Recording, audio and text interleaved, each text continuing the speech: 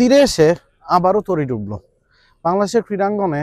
এই ঘটনা বহু ঘটেছে, আজকেও তার ব্যতিক্রম কিছু ঘটেনি। এই ম্যাচটা কি বাংলাদেশের হারার কথা? নির্ধারিত সময়ের পরে স্থানীয় সময় বিকাল 5টায় খেলা শেষ হওয়ার কথা। আজকেও আরও একবার এক্সটেন্ডেড ভার্সনে খেলা হয়েছে, 1 ঘন্টার মতো অতিরিক্ত সময় দেওয়া হয়েছিল। সেখানেও বাংলাদেশ ভালো করছিল। হাসান মুরাদ, মাহিদুল, অঙ্কনরা মনে হচ্ছিল ম্যাচটা বাঁচিয়ে দিচ্ছেন। এক ওভারে আদি আশুকের 3 উইকেট সবকিছু পাল্টে দিল। এক্স্যাক্টলি, মানে এই ম্যাচে সকালবেলা আমরা যখন শুরু করছিলাম তখন বলছিলাম যে কোনো রেজাল্ট আসতে পারে। এই ম্যাচটা বাংলাদেশ জিততে পারে, এই ম্যাচটা নিউজিল্যান্ড জিততে পারে, এই ম্যাচটা ড্র হতে পারে।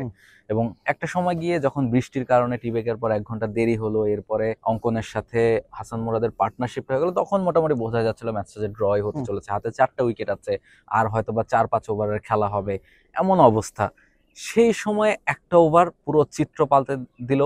এবং একজন লেগ স্পিনার, তিনি কিন্তু পুরো ম্যাচে খুব একটা বড় রোল প্লে করেছেন সেটা না, কিন্তু লাস্ট মোমেন্টে ম্যাচটা তিনি জিতেছেন, ম্যান অফ দ্য ম্যাচটাও তিনি হয়েছেন।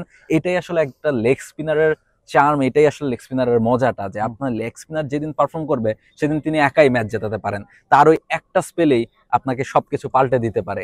এই জায়গাটাতেই নিউজিল্যান্ড কিন্তু এগিয়ে গেছে। এবং আরেকটা ব্যাপার নোট করতে হবে যে নিউজিল্যান্ড বারবার একদম লাস্ট মোমেন্ট পর্যন্ত তারা চাইছিল যে ম্যাচটা জিততে, তারা বিলিভ করেছে তারা ম্যাচটা জিততে পারবে, কারণ তারা জানে যে হাসান মুরাদের উইকেটটা যদি নেওয়া যায় বা অঙ্কনের উইকেটটা যদি নেওয়া যায়, তারা ওই 3 পেসারকে হয়তো বা 1-2 ওভারের মধ্যে আউট করে দিতে পারবেন। এবং সেটাই আলটিমেটলি হয়েছে। এক ওভারে আদি আশুক 3 উইকেট নিয়েছেন এবং সেটা ম্যাচের চিত্রণটা বদলে দিয়েছে, নো ডাউট অন দ্যাট। তবে আদি আশুকের সাথে যখন আমরা কথা বলছিলাম, তিনি বলেছেন যে তারা জানতেন যে কোনো সময় একটা উইকেট নিলেই বাংলাদেশকে অল আউট করা সম্ভব। ইটস বিকজ বাংলাদেশের টেল এন্ডের ব্যাটিংটা একেবারেই এই ম্যাচের সাথে সামঞ্জস্যপূর্ণ ছিল না। 6 জন জেনুইন ব্যাটার বাংলাদেশ খেলিয়েছে, সেটা হয়তো গিয়ে ব্যাকফায়ার করেছে শেষ পেশ। তবে একটু পেছনের দিকে যদি যাই, যখন বিরতিতে বাংলাদেশ যায় তখন এক সেশনের খেলা বাকি, 40 ওভারে খেলা বাকি, বাংলাদেশের হাতে 6 উইকেট আছে, বাংলাদেশকে জিততে হলে 115 রান করতে হবে। তখন কিন্তু বাংলাদেশ ম্যাচে এগিয়ে আছে। এবং আপনি যদি দিনের শুরুতে যান, তখন নিউজিল্যান্ড এগিয়ে ছিল, নিউজিল্যান্ড 200-র উপর লিড নিয়েছিল, তাদের হাতে 5টা উইকেট ছিল। বাংলাদেশ খুব দ্রুত 1 ঘন্টার মধ্যে নিউজিল্যান্ডকে অল আউট করেছে এবং টার্গেটটাকে 250-র নিচে রাখতে সক্ষম হয়েছে। তখনও বাংলাদেশ এগিয়ে ছিল এই ম্যাচে, বিরতির সময় বাংলাদেশ এগিয়ে ছিল এই ম্যাচে। তবে বিরতির পরপর যে বৃষ্টিটা আসে, সেটা ম্যাচের দৈর্ঘ্য 1 ঘন্টা কমিয়ে দিয়েছে। এখন আপনি 40 ওভারে 115 রান করা যা 25 ওভারে 115 রান করা তা না। এবং সে কারণে টির পরে সোহান, অঙ্কনরা ম্যাচ জয়ের চিন্তা না করে নিজেদেরকে একটু খোলসে ঢুকিয়ে নিয়েছেন। সেটাই কি কাল হলো? আমার কাছে মনে হয় সেটাই কাল হয়েছে, কারণ টিব্রেকে যখন যান সোহান এবং অঙ্কন, তারা কিন্তু মোমেন্টামটা খুঁজে পেয়েছিলেন, তারা বাউন্ডারি পাচ্ছিলেন এবং তারা যে জয়ের জন্য খেলছেন সেটা একেবারে স্পষ্ট ছিল তাদের ইন্টেন্টে। কিন্তু টিব্রেকের পর যখন 1 ঘন্টার একটা বিরতি হলো এবং কাভার দিয়ে উইকেটটা ঢেকে ফেলা হলো, বৃষ্টি হলো, সেই জায়গায় এবং মোমেন্টামটা ব্রেক হয়ে যাওয়ায়, এবং আপনি যেটা বলছেন 40 ওভার আর 25 ওভার, 15 ওভার যে পার্থক্য, যখন আপনি দেখছেন যে বল আর রানের ইকুয়েশন আপনি আর মেলাতে পারবেন না, তখন কিন্তু আপনার অ্যাপ্রোচটা চেঞ্জ করতে হয়েছে। এবং সেটা করতে গিয়েই আসলে কালটা হয়েছে। সেখানেই আমার ধারণা ম্যাচটা ছিটকে গেছে। বাংলাদেশ সম্ভবত 170 রানে অল আউট হয়েছে বা 176 রানে অল আউট হয়েছে। বাংলাদেশ তো রান নেওয়ার চেষ্টাই শেষ দিকে করেনি, জাস্ট ওভার, মেডেনের পর মেডেন ওভার খেলেছে, সময়টা পার করে দেওয়ার চেষ্টা করছে।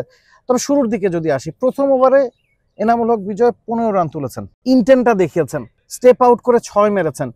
ওগুলো কি আসলে নেসেসারি ছিল? শুরুর দিকে যেভাবে তারা আগ্রাসী ব্যাটিং করেছেন, একটা টোন সেট করতে চেয়েছেন, সেটা কি দরকার ছিল? 8 বল থেকে তিনি 16টা রান করেছেন। আপনি তার অ্যাপ্রোচটা বা স্ট্রাইক রেটটা দেখলেই বুঝতে পারবেন যে তিনি আসলে কি অ্যাপ্রোচে ব্যাটিং করেছেন।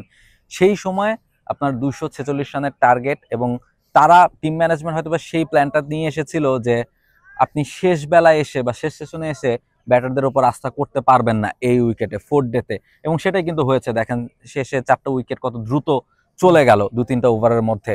ফলে যা রান করার আগে করতে হবে সেটা করতে গিয়ে কিন্তু বিজয়, যেহেতু ডিপিএলও ঝড়ো ব্যাটিং করেছেন, প্রত্যেকটা ম্যাচে ওপেন করতে নেমে, ফলে তাকে সেই রোলটা হয়তো বা দেওয়া হয়েছিল, তিনি সেই রোলটা প্লে করতে গিয়েছেন। কিন্তু যে বলটা আউট হয়েছেন, অস্ট্রেলিয়ার অনেকখানি বাইরে আসলে কাট করতে গিয়ে, এই ব্যাপারটা আসলে ঝুঁকিটাই এখানে, যে আপনি যদি ভালো করতেন, বিজয় যদি 70-80টা রান করে আসতো, তাহলে হয়তো বা ম্যাচটা বাংলাদেশ জিততো, তাকে নিয়ে আমরা প্রশংসা করতে পারতাম। কিন্তু তিনি আউট হয়ে গেছেন, কিন্তু তিনি রিস্কটা নিয়েছেন দলটাকে ম্যাচ জেতানোর জন্য, এবং তিনি ফিরেছেন। এখন তাকে সমালোচিত হতেই হবে, এটাই আসলে ক্রিকেটের আসলে ভাইটাল ট্রুথ।